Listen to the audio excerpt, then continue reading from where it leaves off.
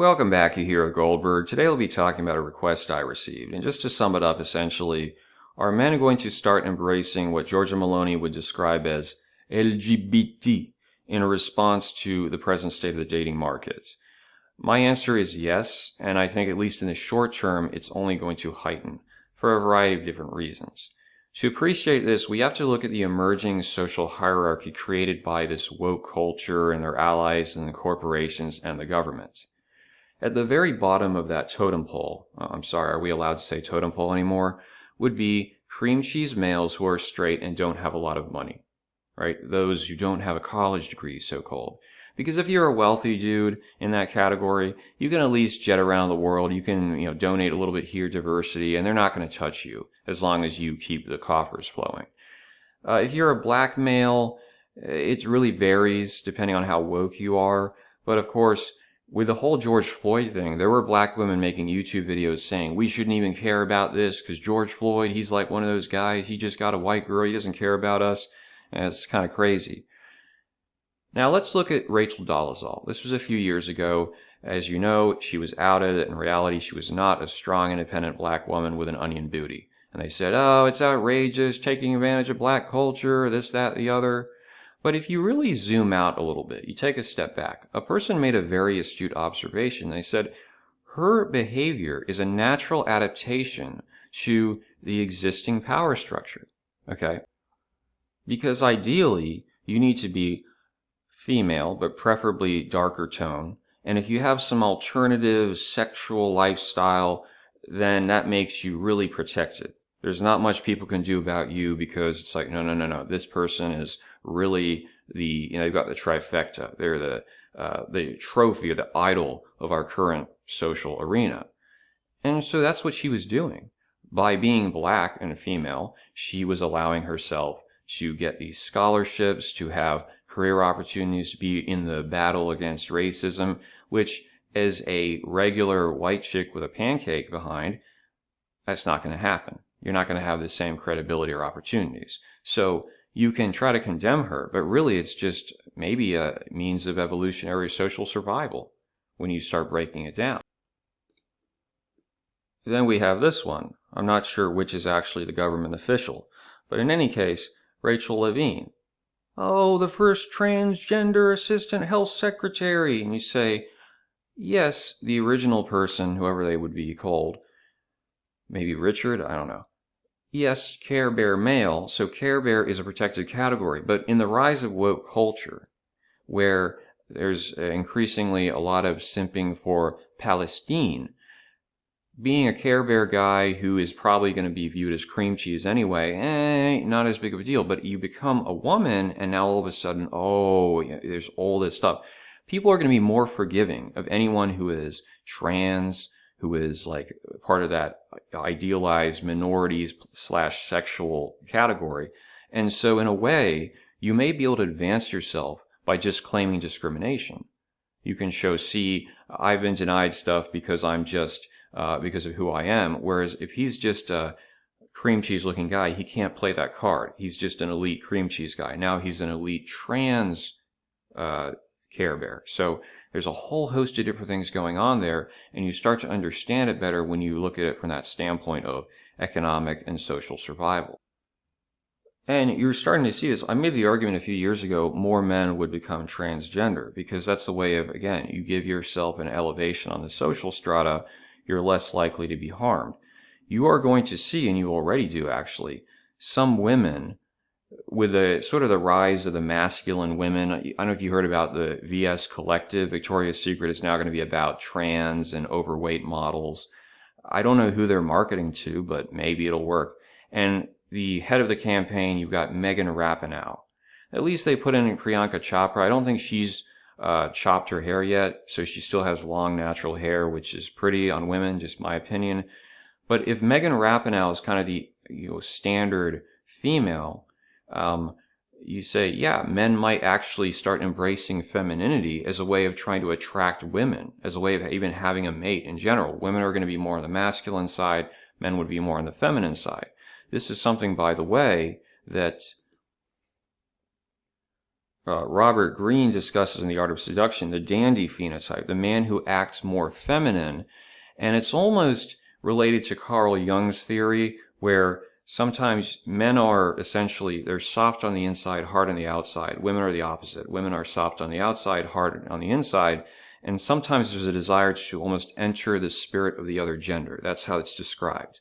So the woman can date the feminine dandy, or maybe nowadays be the femboy, the trans woman. The woman can be more masculine. The man can act more feminine. It's almost an exchange of sorts.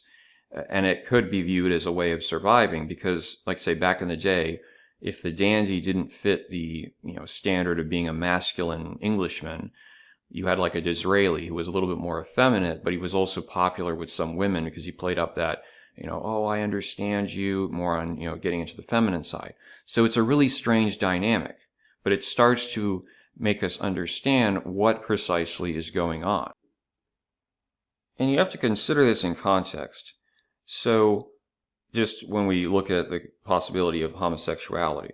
So the modern male, what's going on? You've got a very high sex drive, right? And especially if you work out and you eat properly, it's going to be even higher than that. It's going to be like a driving force. Now, some people try to do the sperm retention, the cope retention, but other guys, obviously, they are trying to get laid. And if you're straight, unless you belong to a church community, you're at a college campus, or maybe you're dating a coworker, you're probably going to be on a dating app, right? So this is how most dating apps work. You go on there and they say, don't just say hey or what's up. Well, how do people talk in real life? They say, hey, how's it going? Hey, what's going on? That's how you meet people. You can't do that online because it's too boring. It's too contrived. So you start a conversation. Most conversations on a dating app, they might go for 24 to 36 hours, and then they're going to cut off. Unless you've already arranged to meet up, it's pretty much dead. You can have decent conversations going on. You can put effort into it. You can be funny. Most of them are going to die within 24 to 36 hours because the demographics don't favor you. There's very few women. There's a lot of dudes. There's a lot of competition, okay? So you got these guys, and once you match with a chick and you have a vibe going on a dating app, you're starting to think, okay, yeah, you probably are imagining what you're going to be doing. I know, oh, men are all pigs, but that's just nature, to be honest with you. So what happens is when those things fail, you've got these guys, they still have a sex drive. They don't know what to do with it. And at the same time, you go on YouTube, whether you click on that stuff or not, you're going to have suggested there's going to be a thumbnail, some chick showing half of her breasts. You go on Instagram, you're going to see the little ads of, oh, this chick in yoga pants.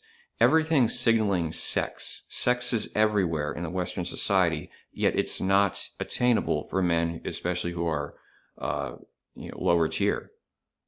And this is a significant problem. So this is where we get to what George Gilder was talking about back in 1986. Now, I don't agree with everything on him economically. I also think he's a little bit too conservative, has some wacky ideas. But his analysis of why some dudes, like straighter guys, end up becoming homosexual makes a lot of sense in a way. So he explains it like this, and it actually aligns with why many of the PUAs and red pillars in the manosphere are, if not closet gay, they're bisexual. It's abundantly clear. But basically, dudes have a sex drive. And in past societies, men would be, the sense of being masculine had to do with more than just access to women for sex, right? So in the Native Americans, as a man, you didn't really do physical labor as far as farming stuff or whatnot, agriculture.